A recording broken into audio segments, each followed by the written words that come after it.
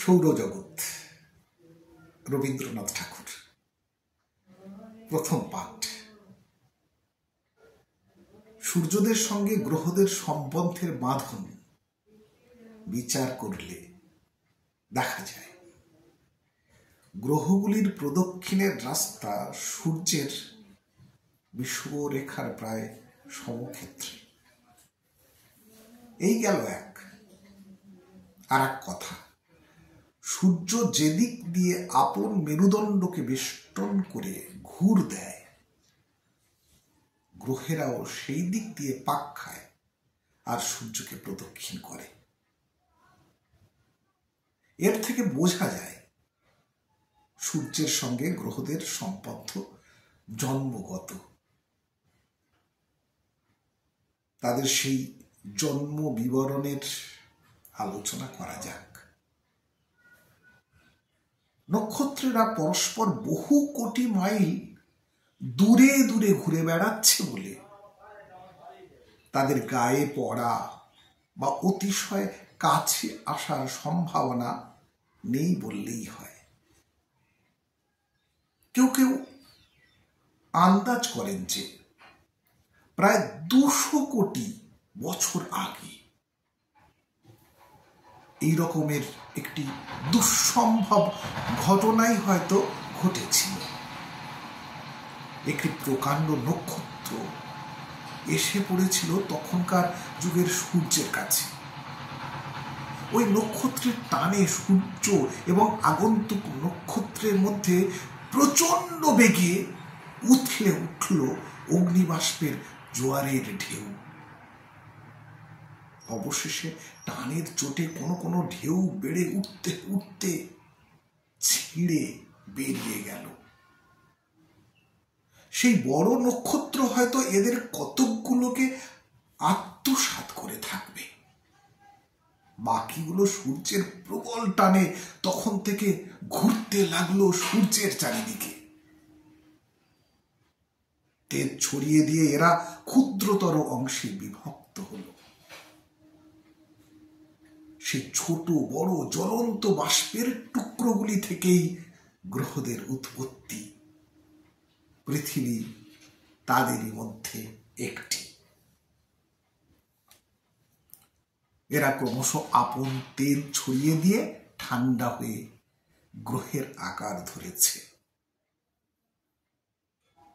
আকাশের নক্ষত্রের দূরত্ব, সংখ্যা ও গতি হিসাব করে দেখা গেছে যে প্রায় 5-6 কোটি বছরে একবার মাত্র এরকম অপঘাত ঘটতেও পারে।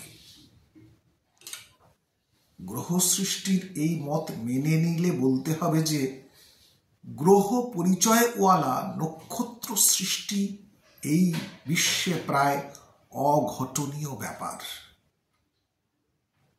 কিন্তু ব্রহ্মাণ্ডের অণ্ড গোলক সীমা কেঁপে উঠতে উঠতে নক্ষত্রেরা ক্রমশই পরস্পরের কাছ থেকে দূরে চলে যাচ্ছে। এ মত যদি স্বীকার করতে হয় তাহলে পূর্ব যুগে আকাশ গোলক যখন সংকীর্ণ ছিল তখন তারায় তারায় ঠোকাঠুকির ব্যাপার সদা সর্বদা ঘটত বলে ধরে নিতে হয়।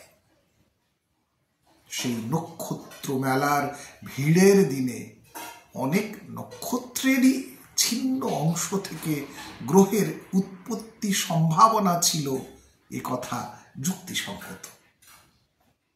যে অবস্থায় আমাদের সূর্য অন্য সূর্যের ঠেলা খেয়েছিল, সেই অবস্থাটা সেই সংকুচিত বিশ্বের দিনে এখনকার হিসাব মতে দূর সম্ভাবনীয় ছিল না বলেই মনে করে নিতে হবে।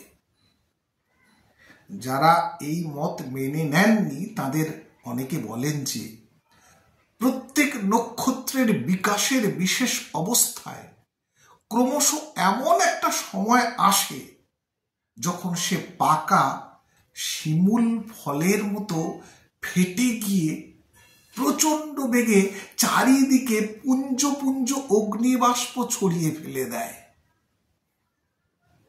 কোন কোন নক্ষত্র নক্ষত্র থেকে হঠাৎ এরকম জ্বলন্ত গ্যাস বেরিয়ে আসতে দেখা গিয়েছে। ছোট একটি নক্ষত্র ছিল। কয়েক বছর আগে তাকে ভালো দূরবীন ছাড়া কখনো দেখা যায়নি। একসময় হঠাৎ দীপ্তিতে সে আকাশের উজ্জ্বল নক্ষত্রদের প্রায় সমতুল্য হয়ে উঠল। আবার কয়েক মাস পরে আস্তে আস্তে তার প্রবল প্রতাপ এত ক্ষীণ হয়ে গেল যে পূর্বের মতোই তাকে দূরবীন ছাড়া দেখাই গেল না। উজ্জ্বল অবস্থায় অল্প সময়ের মধ্যে এই নক্ষত্রটি পুঞ্জ পুঞ্জ যে জ্বলন্ত বাষ্প চারিদিকে ছড়িয়ে দিয়েছে, সেইগুলি আস্তে আস্তে ঠান্ডা হয়ে জমাট বেঁধে গ্রহ উপগ্রহের সৃষ্টি ঘটাতে পারে বলে অনুমান করা অসঙ্গত নয়। এই মত স্বীকার করলে বলতে হবে যে কোটি কোটি নক্ষত্র এই অবস্থার ভিতর দিয়ে গিয়েছে। অতএব সৌরজগতের মতোই আপন আপন গ্রহদল নিয়ে কোটি কোটি নক্ষত্র জগৎ এই বিশ্ব পূর্ণ করে আছে। পৃথিবীর সবচেয়ে কাছে আছে যে নক্ষত্র, তারও যদি গ্রহমণ্ডলী থাকে তবে তা দেখতে হলে যত বড় দূরবীনের দরকার তা আজও তৈরি হয়নি। পাঠ করার চেষ্টা করলাম সৌরজগৎ, প্রথম পাঠ, রবীন্দ্রনাথ।